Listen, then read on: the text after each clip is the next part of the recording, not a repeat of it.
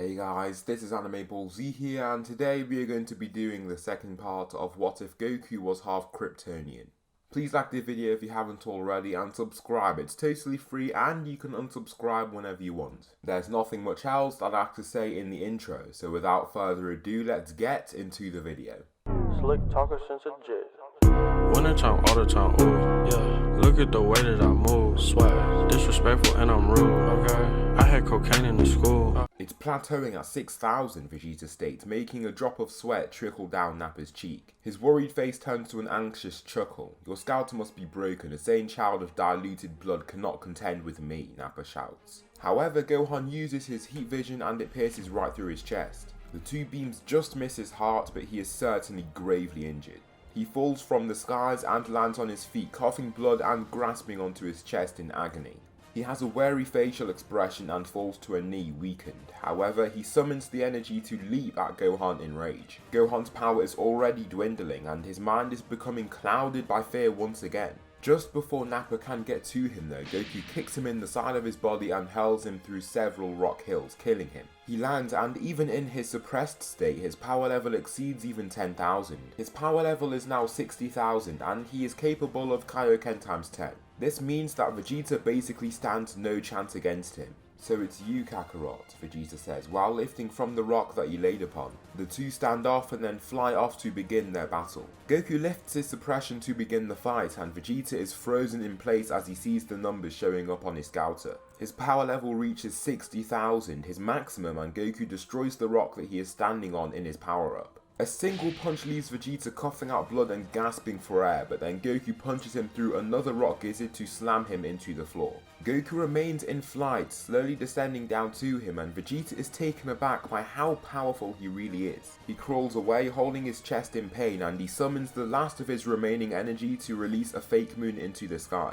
Goku just tracks the blast with his heat vision and destroys it with it, leaving Vegeta with no more options. Wait, Saiyan, wait, Vegeta pleads, while raspily coughing and cowering away. Why should I? Goku asks. You don't want to kill me. I promise I'll do no more harm on this planet. I shall leave at this instant, Vegeta claims, while frailly returning to his feet. Goku gives his claim a few seconds of contemplation before coming to a conclusion. Fine, if you dare return to this planet, I'll destroy you, Goku shouts, making Vegeta fly off. As you can see, Goku's demeanor is a lot less bubbly than it was in the canon timeline, and it's a lot colder too. In minutes, the weakened warrior leaves the planet and seemingly is never to return. With Piccolo dead, their friends can't be revived, and so they must head to the planet Namek to retrieve them. They receive the spaceship, and as of now, Goku still thinks that he needs to be in a ship to survive in space. Gohan, Krillin, and Goku head over to Namek, and in their journey, their air concentration drops a little in the ship. The other humans on board feel it, but Goku feels nothing. He can feel himself breathing, but then he realizes that there is literally no need for it. However, in their journey, Goku starts feeling weak and lightheaded as they leave the sun that the Earth orbits around.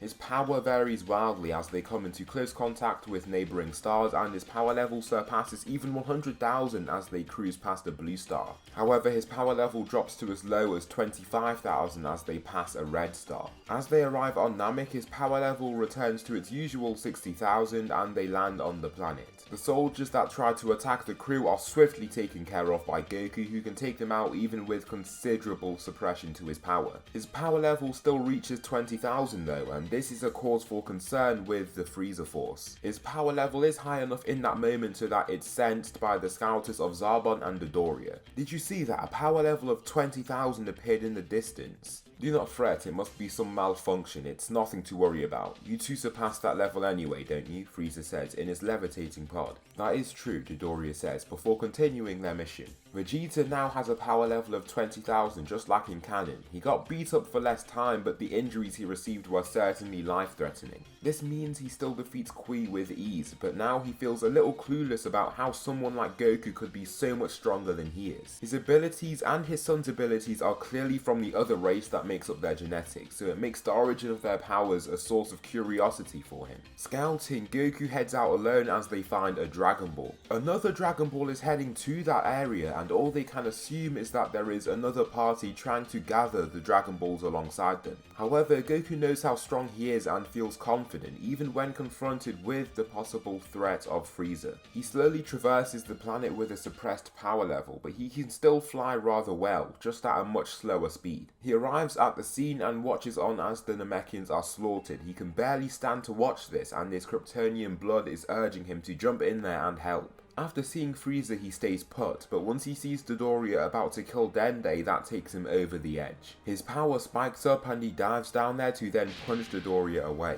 His single punch kills Dodoria and Zarbon tries to pounce on him in quick succession. He has no time to even see the alarmingly high power level displayed on his scouter. He must fight right away.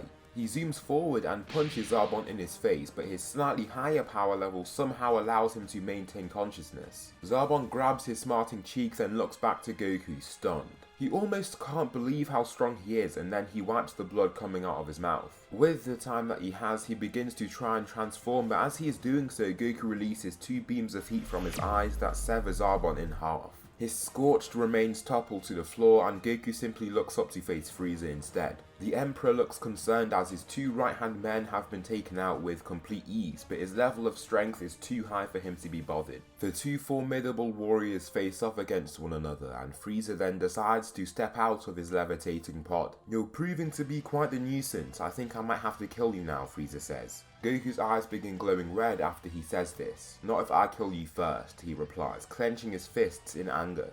Frieza dives toward his adversary and violently attacks Goku with a punch.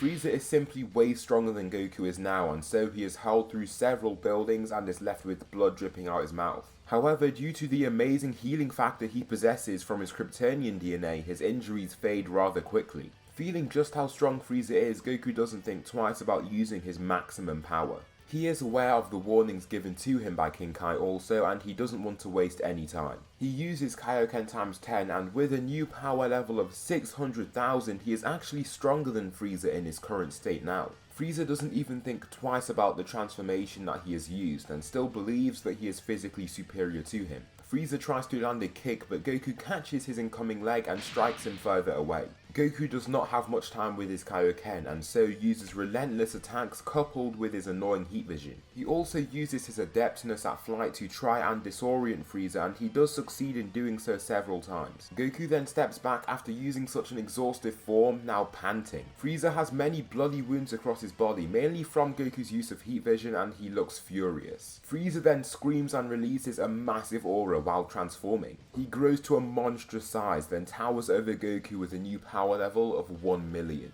Goku almost can't believe what he's seeing or feeling. His injuries received were too minor for him to have received any type of Zenkai boost, so he is still at his normal power level of 60,000.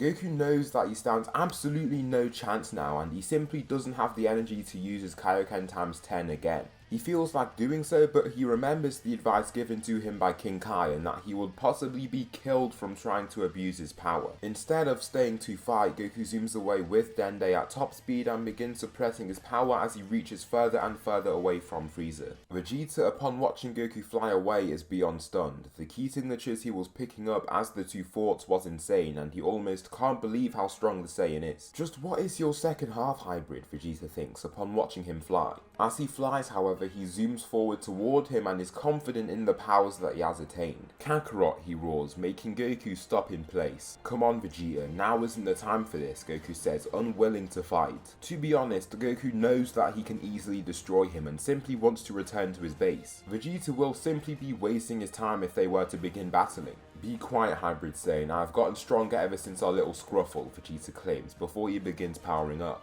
"Just hide in those rocks for me, I'll come and get you once I'm done," Goku says to the young Namekian, who nods while fearfully looking at the roaring Saiyan. He then flies away, and luckily Vegeta isn't concerned with his escape.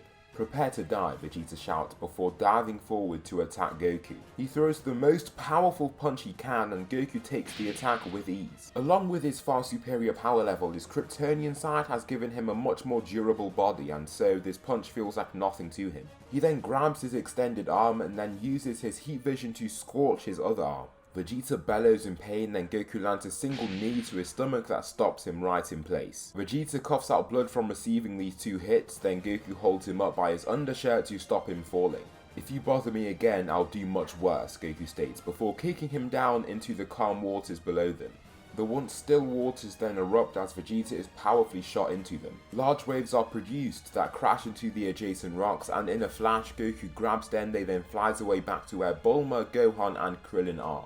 Following this, Dende tells the group of Guru and they urge Goku to head out there to get his potential unlocked. He can get stronger and then use even higher multipliers of Kaioken if he does so. Goku, using the guidance from Dende, heads to Guru and he has to suppress his power level quite a lot. He doesn't want to alert the soldiers of his power level, and if Frieza were to attack him, he'd be toast. Since he's Kryptonian though, he can fly quite fast even when suppressing his power a lot. Upon arriving at Guru's place, Guru doesn't hesitate to give him the Dragon Ball since he can sense that Goku is of pure heart. His power level raises to a whopping 100,000 and he can now use Kaioken times 12 just from having a stronger body. This means that his max power level is now 1.2 million, and this means that even if Frieza were to face him in his second form again, he could win. However, the Ginyu Force arrive earlier than they do in the canon timeline, and Goku senses their power as he is still at Guru's place. Also, Vegeta is in Frieza's ship and fully heals from his battle with Goku, and he becomes as strong as he was in canon also.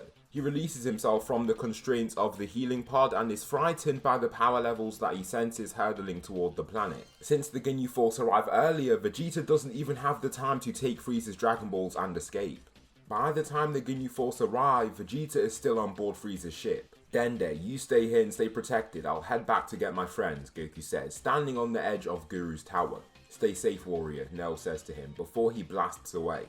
He flies so fast that he gets back to his friends in no time. The Ginyu Force land where Frieza is and their first order is for them to take out Goku. Frieza still has his Dragon Balls and Vegeta does not want to get the Dragon Balls any longer. There would be no way for him to complete a covert mission like the one he had thought of due to the Ginyu Force that have arrived. Goku arrives back at the base with a Dragon Ball and then the Ginyu Force are seen powering toward him and his crew. Goku doesn't even take the time to rest and activates his Kaioken times 10. He isn't sure of what Kaioken he can go up to yet, but he decides to stick with Kaioken times 10 for now. Berto, who is the furthest ahead in the group of fighters flying to him, is killed with Goku's heat vision that shreds through his entire body. His internal organs are damaged to the point of no return and he falls from the skies. Goku then does the same to Goldo, who isn't even fast enough to react. His heat vision decapitates his head while also severing Jace's arm clean off. Jace, after receiving that beam of heat, is in rage and agony. He uses his other arm to try and blast the same. "Take this," he shouts, hurling a large red ki blast forward toward him. However, Goku stands right in the way of the blast and takes it head on. Once the smoke clears, he is revealed with no injuries whatsoever. He uses his heat vision to stab through his chest, then lands a swift punch to his chest that shatters his armor and kills him. After mere seconds, only Recoome and Captain Ginyu remain to provide resistance. Frieza recommended us to fight together, so that is what we shall do. "Recoome, let's begin," Captain Ginyu shouts as they both power up. However, Goku simply uses his heat vision again to cut them both right in half. Their lower bodies go tumbling down and the two warriors remain in flight for a split second before they fall as well. Streams of blood trail behind their falling bodies and the Ginyu Force are gone, just like that. So that will conclude the second part of What If Goku Was Half Kryptonian. Please tell me something you liked about this part or something that I should improve on for the next part. Thanks so much for watching and I'll see you in the next video.